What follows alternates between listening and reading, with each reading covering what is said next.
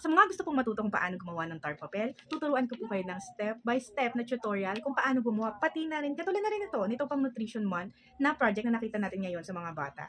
Napakadali lang, kaya watch this. Kailangan lang po natin buksan ang ating mga Microsoft Word at piliin ang blank document. Kapag naka-open na ito, punta po tayo sa page layout. Piliin naman po natin ang size ng paper na gagamitin, dapat letter size. At naka-portrait at narrow naman ang margin. So, punta naman tayo sa insert. Siyempre may na-ready na tayo dyang image. Yan yung apple na napili ko.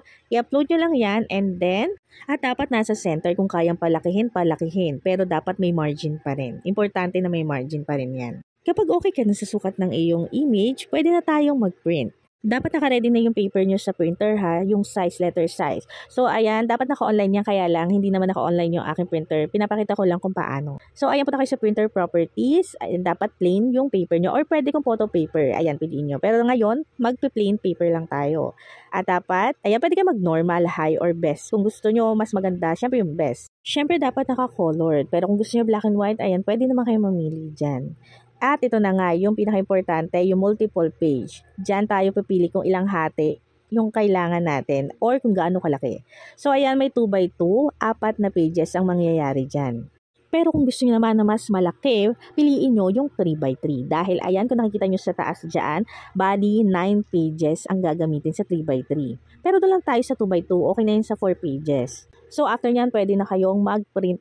I-click nyo lang yung okay at pindutin nyo na ang inyong print button. At hintayin lang lumabas sa mga na-print na papel. So, ayan, i-assemble nyo na, bubuuin nyo na yung ating tar papel. So, ayan, may nakikita kayong white dyan sa gitna, diba? Dyan ilalagay yung glue para dumikit yung ibang part ng ating tar papel. So, ayan, diba nakita nyo naman, ito yung normal na print at ito yung ating tar papel. Sa 2x2 yan. At ito na nga, kailangan na nating buuin ng ating na-print na tar papel. So, ayan, yung nakikita nyo ng mga white na sa gitna, yung mga margin, dyan nilalagay yung mga glue para pag buuin sila, pag dikit-dikitin sila. Itong na-print ko kasi ay gagawin ko rin talagang sample para sa Nutrition Month. Sa mga gustong gumawa ng malaking apple, malaking prutas or gulay na isasabit sa katawan ng bata. Pero kung talagang pang tar papel talaga, yung as in gagamitin mo pang post dyan sa mga wall nyo, hindi nyo naman kailangan gupitin talaga yan. Pero ako, ikakat ko yung apple na yan.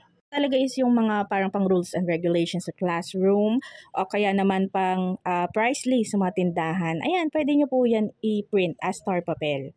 So, ayan, ganyan na siya. Ganyan na yung tar papel. Malaki yan. 2x2 ang ating size na napili natin. So, ito na po ang kanalabasan para sa Nutrition Month. Apples keep the doctor away! Thank you for watching po.